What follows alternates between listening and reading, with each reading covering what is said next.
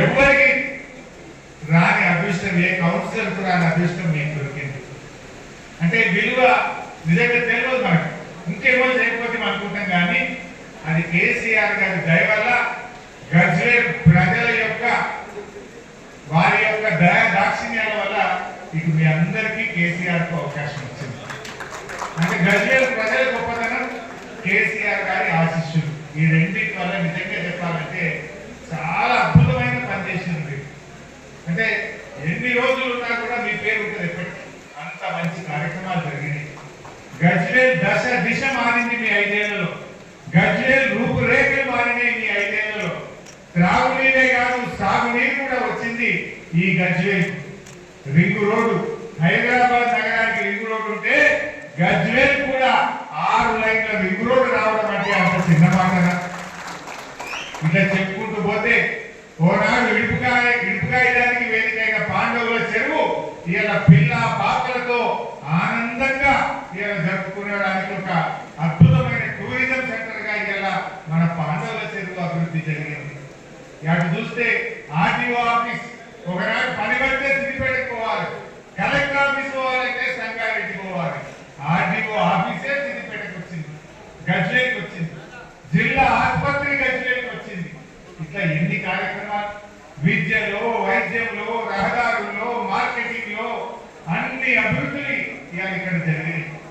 రైలు అసలు మీరు కాలువలో ఏమన్నారు, అటు చూస్తే కాళేశ్వరం కాలువలు, ఇటు చూస్తే రైలు పట్టాలు కనబడతా ఉన్నాయి ఇవాళ గజ్వేల్.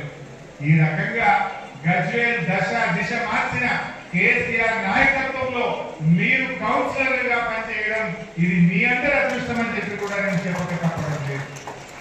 అయితే ఎంత పనిచేసినా ఇంకా మిగిలే ఉంటుంది, ప్రజల కోరికలు ఉండే ఉంటాయి.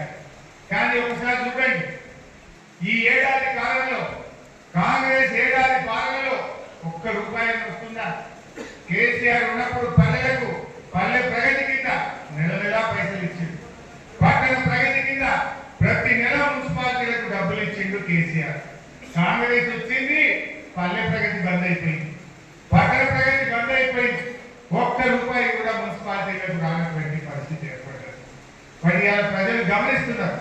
ఒకటి ప్రజలకు అన్ని విషయాలు కూడా అర్థమవుతా ఉన్నాయి. రేవంత్ రెడ్డి వచ్చినాక ఏమున్నది? దరఖాస్తులు. ఆనాడేమో మొట్టమొదలు ఫస్ట్ ప్రజాపాలన దరఖాస్తులను పెట్టించింది ఏడాది కింద. అదైపోయిన తర్వాత కులగణన పేరు మీద సర్వే పేరు మీద దరఖాస్తులు పెట్టించింది. అదైపోయినాక మొన్న గ్రామ సభల్లో దరఖాస్తులు పెట్టించింది. అప్లై నోరిప్లై అన్నట్టు అయిపోయింది. దరఖాస్తులు తప్ప స్కీమ్లు వచ్చింది ఎక్కడే. రేవంత్ రెడ్డి పాలనలో కాగితాల మీద కాగితాలు పెట్టింది. ఏ ఒక్క పథకం కూడా ఇయ్యాల్సి వరకు ప్రజలను ఎట్లా దాటున్నాం? ఏ దరఖాస్తులు లేకుండా కేసీఆర్ గెలేదా? 11 విడతల్లో 73,000 కోట్ల రూపాయలు రైతు బంధు ఇచ్చిండు కేసీఆర్.